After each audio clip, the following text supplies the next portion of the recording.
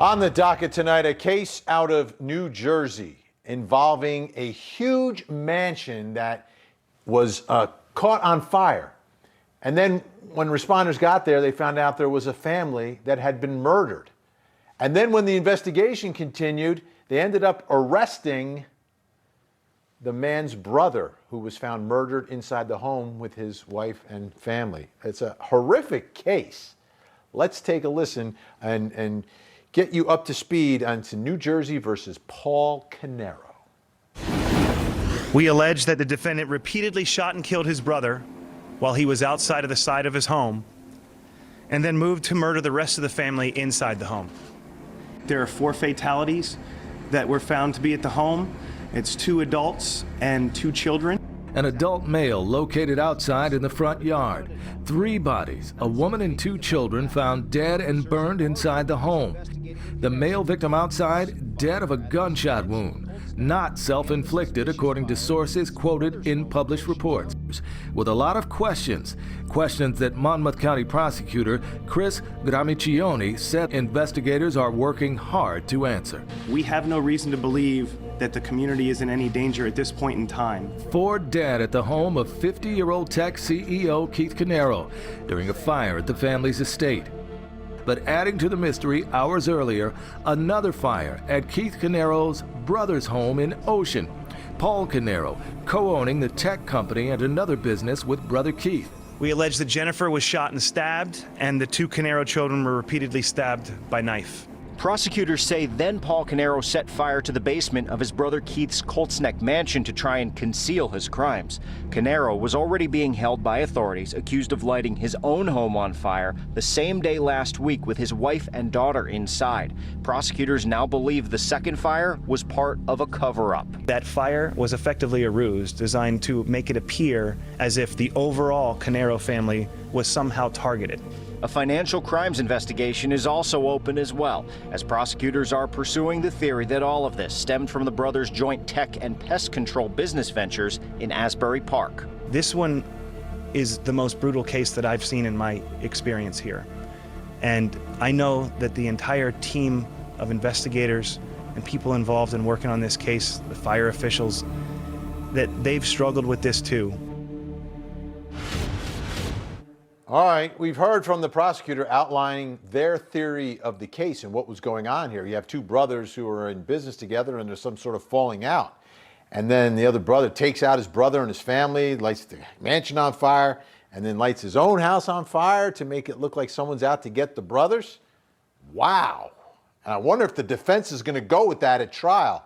Well, let's bring in a great attorney to get to the bottom of this. Hunter Skolnick joins us, trial attorney, joining us from Oyster Bay tonight. He practices in New York, New Jersey, actually around the country.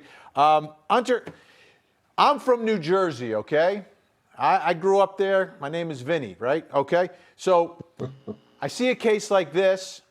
I can smell where the defense is going to go. And do you think they're going to go there? Do you think they'll try to make this look like there were some financial dealings, maybe they borrowed some money from the wrong people, they couldn't pay it back, and this was like a hit by the mob? Well, there's no question that's where the defense is going here. It's clear that the defendant was setting up that defense from day one, from what the prosecution's saying.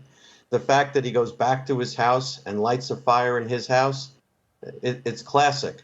There's financial problems, and then all of a sudden there's a murder, there's a fire, and then there's a fire in the suspect's house. What's a better picture if you want to say you borrowed the money from the wrong people?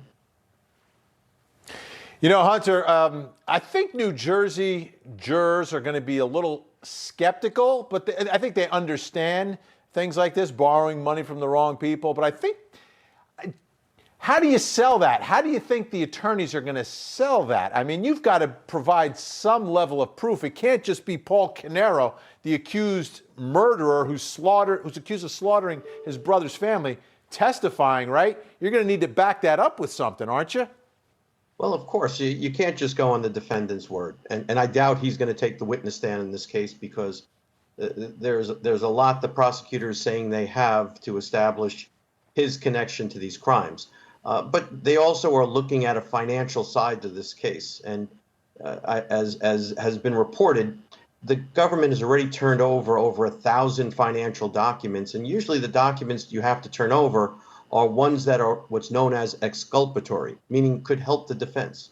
So we don't know what's in all the financial documents, but I'm sure his attorneys are going to be trying to establish that the money is the root of this problem, and it's not money that the defendant is responsible for cheating his brother out of, but possibly that they got involved with the wrong people.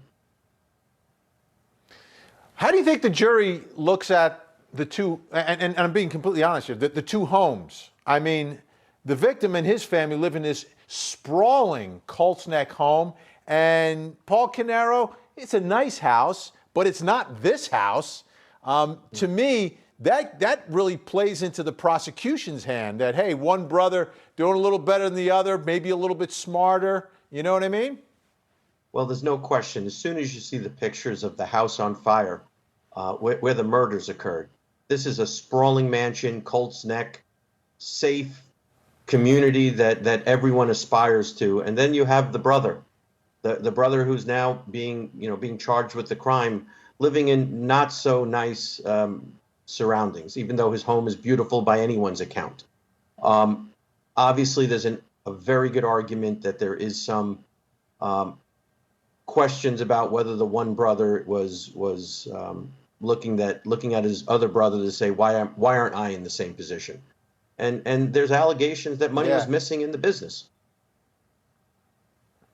Yeah, and I could see, the case that prosecutors have laid out so far publicly that we've heard, to me, kind of makes sense. The two brothers are in business. One's doing a little better than the other guy's trying to get some money, and then the other brother says, wait a minute, what are you doing here? Tries to throw him a bone with this pest control business. I mean, pest control might be big money, but I think they're probably making more money on the tech side here, and maybe Paul wasn't, carrying his weight of the two brothers. So let me ask you this. Do you think this case gets tried in Monmouth County where all this happened? It's a very hard standard to move a case out of the venue, out of the place where the crime occurred. I am sure the defense is going to attempt that. It's a high burden. I could see the argument, you do not want Monmouth County jurors on this case. This is an area where people feel comfortable in their home. The community, you buy and live there because of the safety.